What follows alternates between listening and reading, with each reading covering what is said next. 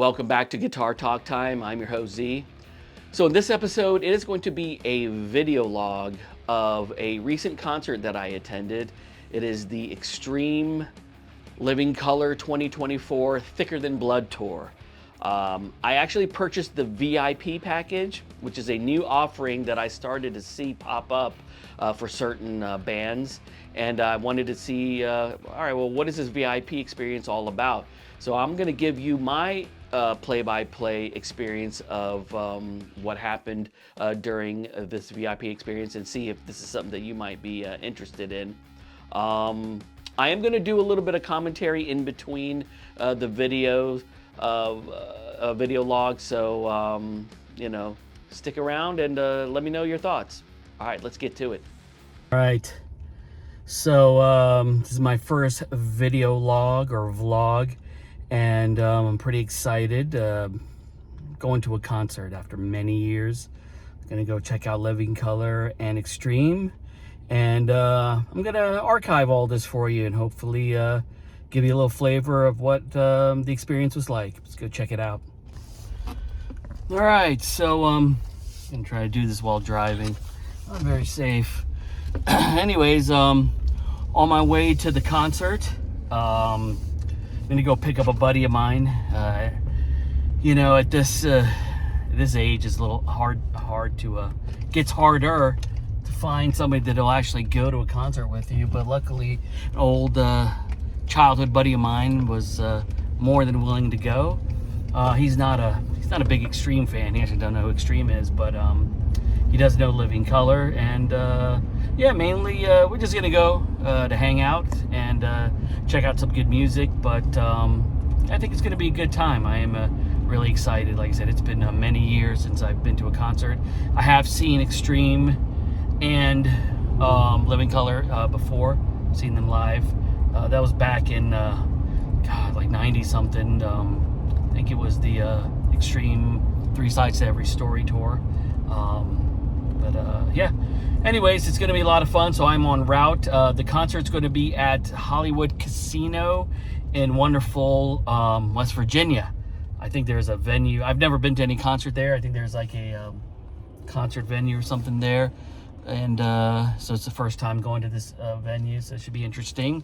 Yeah, we'll see how that goes. I think it's gonna be should be a pretty good turnout. Looks like it's almost sold out, or sold out probably by now, and it's gonna be exciting.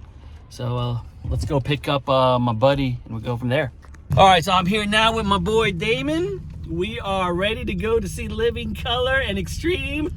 Let's go! Let's go. 90s rock, baby. That's right. So the venue is Hollywood Casino in West Virginia. I've never been, but Damon is a regular because we, like I said, we just picked him up from Harper's Ferry, and we are on our way there. Charlestown, West Virginia. Charlestown, West Virginia. 2 minutes away, and yeah, man.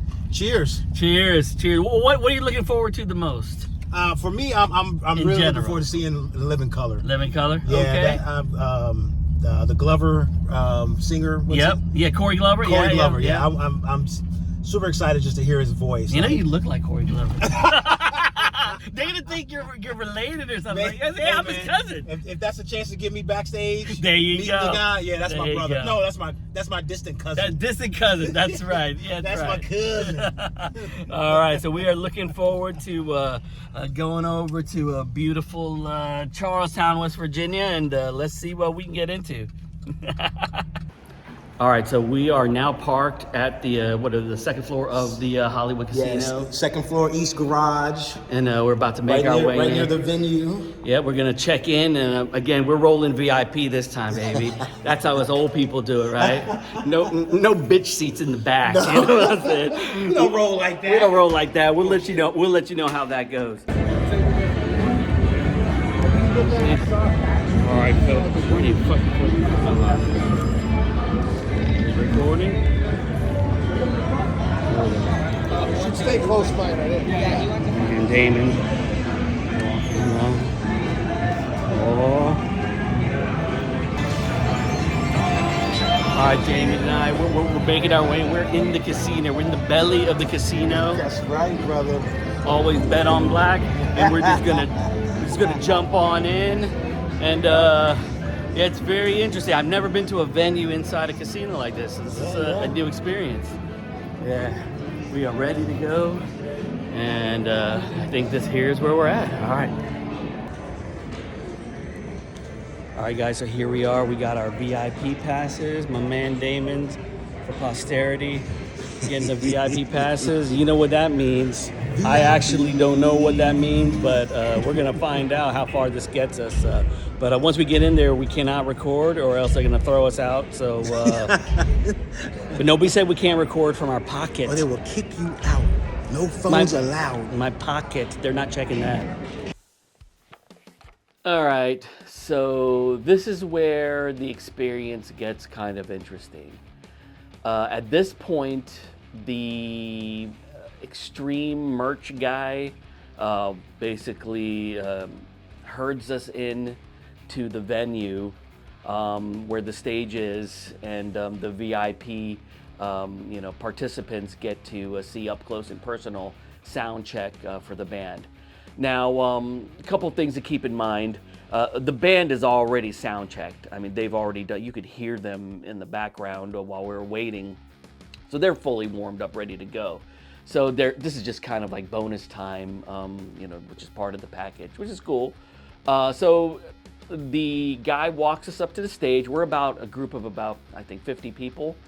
And, I can imagine for some, if this is the first time you've ever done anything like this, or if you're a real big fan of a band and, just haven't been a part of maybe this live music experience in this kind of atmosphere, I can imagine it's pretty exciting because you're in an empty venue and the band is literally standing there on the stage ready to go.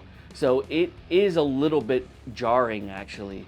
So everybody walks up and, everyone's kind of quiet, trying to be respectful to the band. I understand, that, they're going to be performing, So there's this awkward silence kind of between the band and the participants.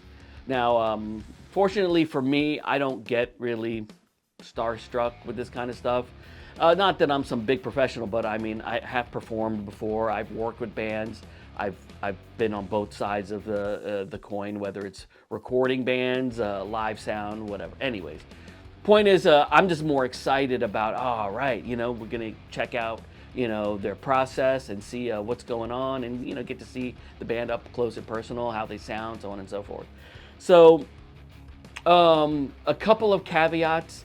I must admit, Damon and I think we drank a little bit of herbal tea before the experience, so my stomach was a little bit upset because I don't really drink much herbal tea, and I didn't really bring my A game, so I really had in my mind, I was thinking, all right, if I get the opportunity to be in front of the band, I want to ask them a few questions. I mean, I'm a professional podcaster. I've done plenty of interviews.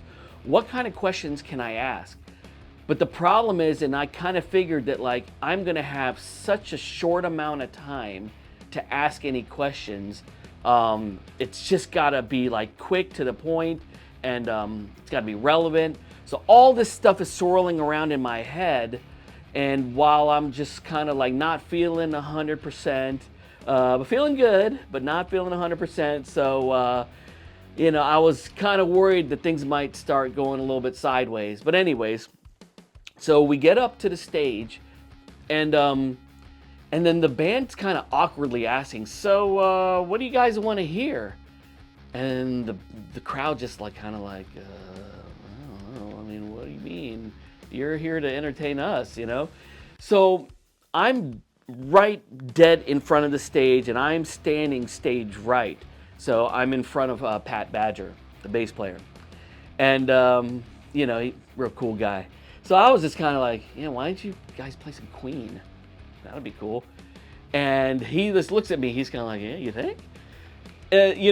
So I know, being an extreme fan for decades now, that Queen is one of their favorite bands. It's their most influential band, and they know the band personally, so I thought that, yeah, that might be kind of cool, because you don't want to suggest something that they're going to perform in the show, because then they're just doing it twice. So they just need to get warmed up. They don't want to give away all the goods.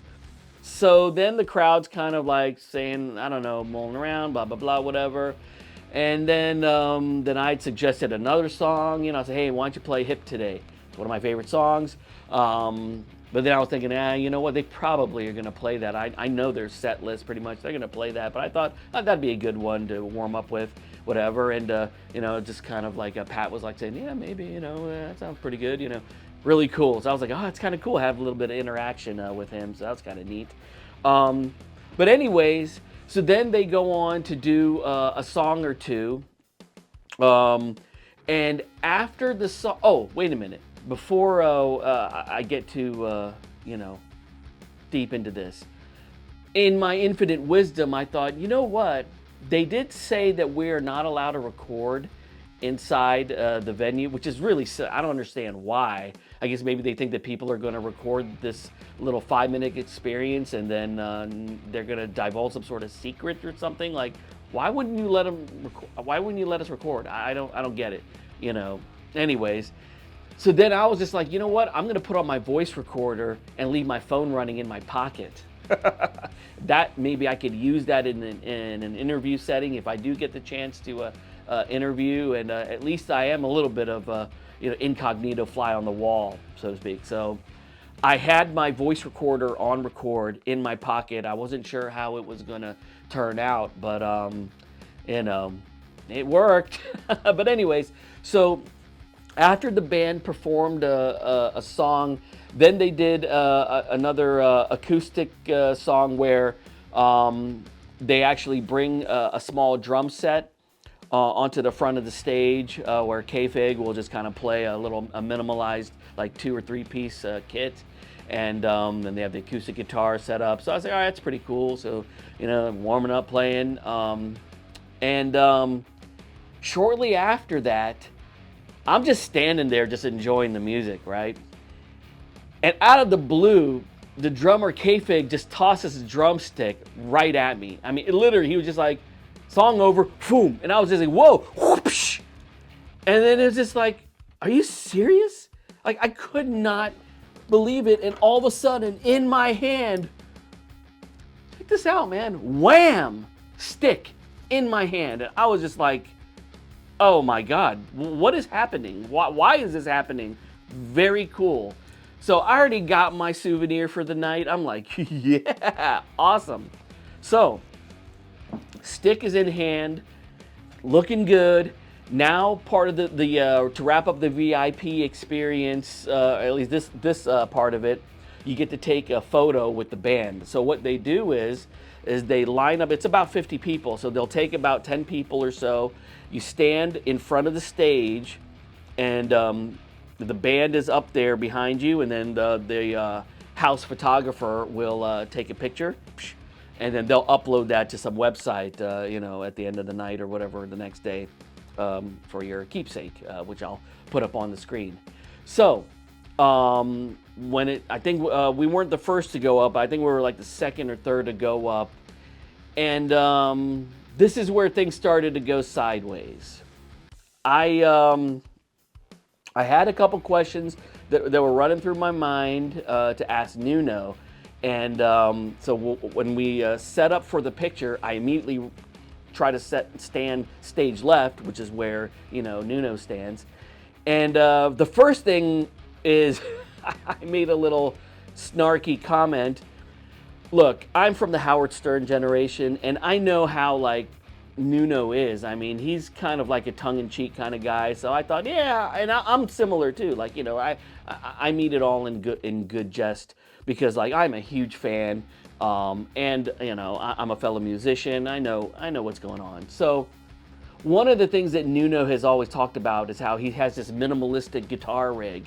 It's basically just my guitar plugged into an amp and nothing else. Oh yeah, I do have a rat distortion pedal that I turn to 0 to add a little bit of as a filter and then make it a little bit more percussive. So that's his big, reveal. If you guys know anything about Nuno Bettencourt, he does not like to, at least in the past, for the last 38 some years, he's very, very guarded about his gear, about what he uses, amps, pedals, anything. He's just like a guarded guy, a little bit of an oddball almost. And I understand, I get it, these virtuosos usually are like that. But over the years, first of all, I've seen him live before, and from the Guitar Magazine interviews and things like that, I know, dude, you use pedals. I mean, you have special effects that you don't go crazy overboard like Steve Vai with them, but you have your, basic assortment of pedals. So as I'm walking up on the stage, I can see his setup, I'm like, oh yeah, just a rat pedal, huh?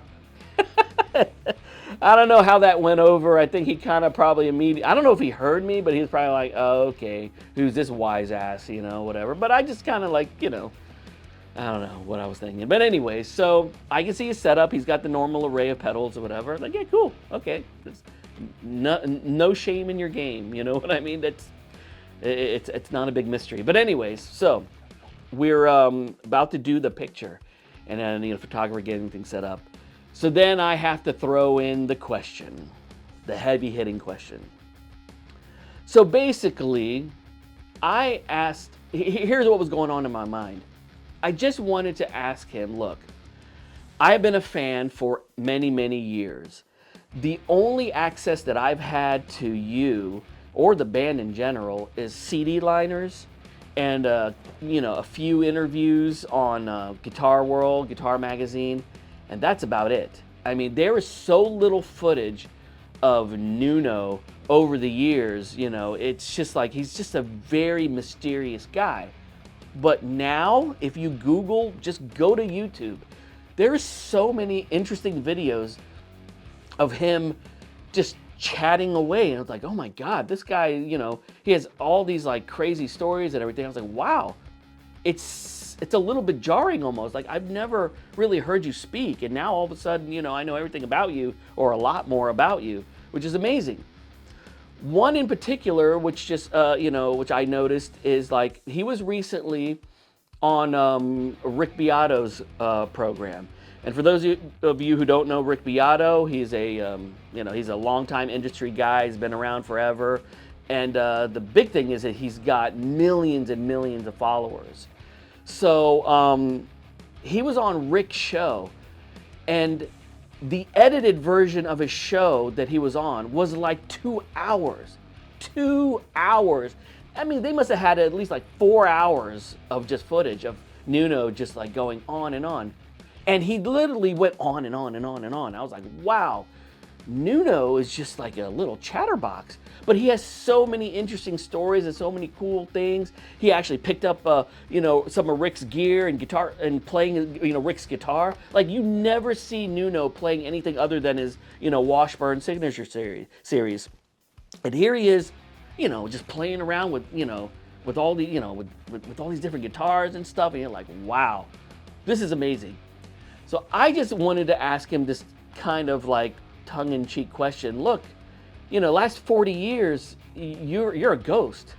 Now all of a sudden you're everywhere. Why? What's changed? Why the sudden change? And now you're showing up on, doing interviews on your rooftop with Herman Lee. You're, Sammy Hagar, blah, blah, blah, whatever. Rick Beato. But it didn't exactly go like that when I asked the question. So fortunately, I have that footage. Let's go to the tape. It's always been like Edward, Brian May. How do you guys feel that now, you guys have all been so enigmatic, but then like recently, now you're on Rick Beato, and then you're like, God, man, Nuno doesn't shut the fuck up. He just keeps on going. What do you think, over the years? Really, No, you've changed because when you followed, I didn't change. changed because you saw Rick Beato? No. You're so like enigmatic, but now we know everything about you. Like like you're chatty. What did you find out? I didn't talk about my personal life. You talked No, about like guitar. inside stuff. It's awesome. No, Like, I all I didn't knew know. was I thought I'd done usually just CD liners and stuff. I followed you right from the that's cool. beginning, and then now all of a sudden, wow, look at it. And then you know what? Again, no one's ever said your number one asset. You're an excellent storyteller, Oh, thank you, man. especially with your family. Good luck, show guys.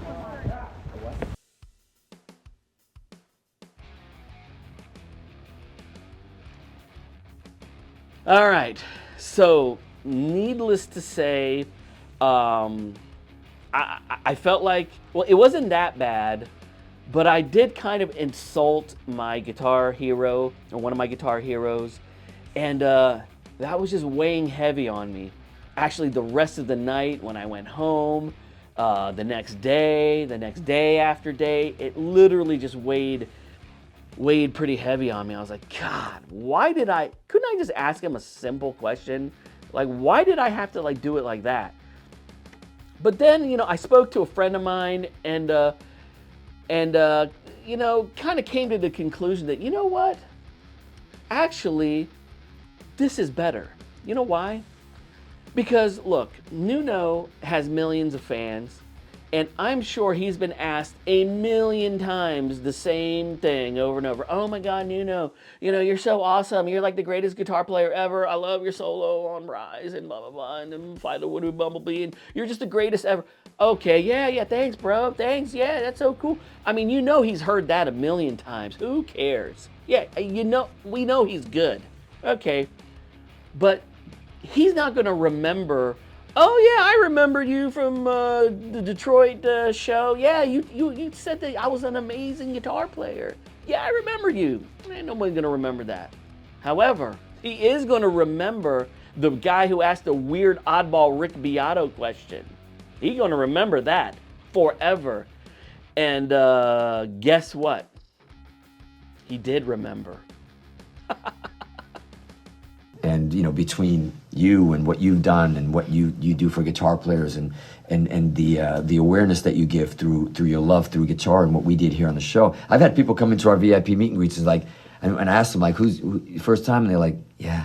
I'm like, I discovered you on the Rick Beato show. And I'm like, he goes, I'm sorry, I'm so sorry, but I did go back in the albums. Boom! Wow. Nuno remembered my ridiculous Rick Beato question.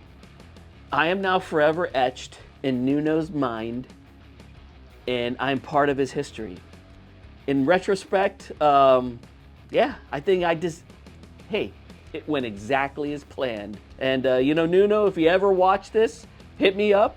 Much respect to you. I'm sorry if I offended, but thank you for the impromptu shout out. And I don't know, maybe someday I will actually interview you legit back and forth. I would like to ask you a few questions for real, but yeah, I don't know. Pretty cool.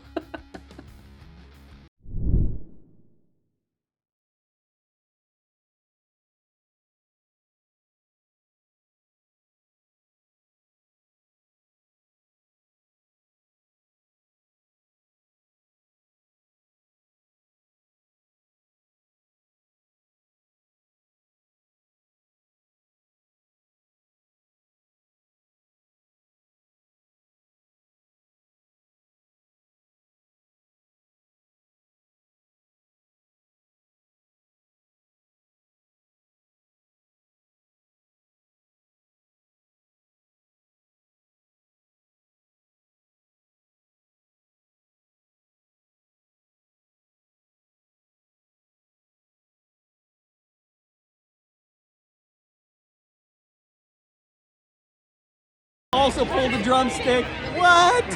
That's how VIPs roll, baby. That's how we roll. Oh yeah, awesome show, man. That's what's up.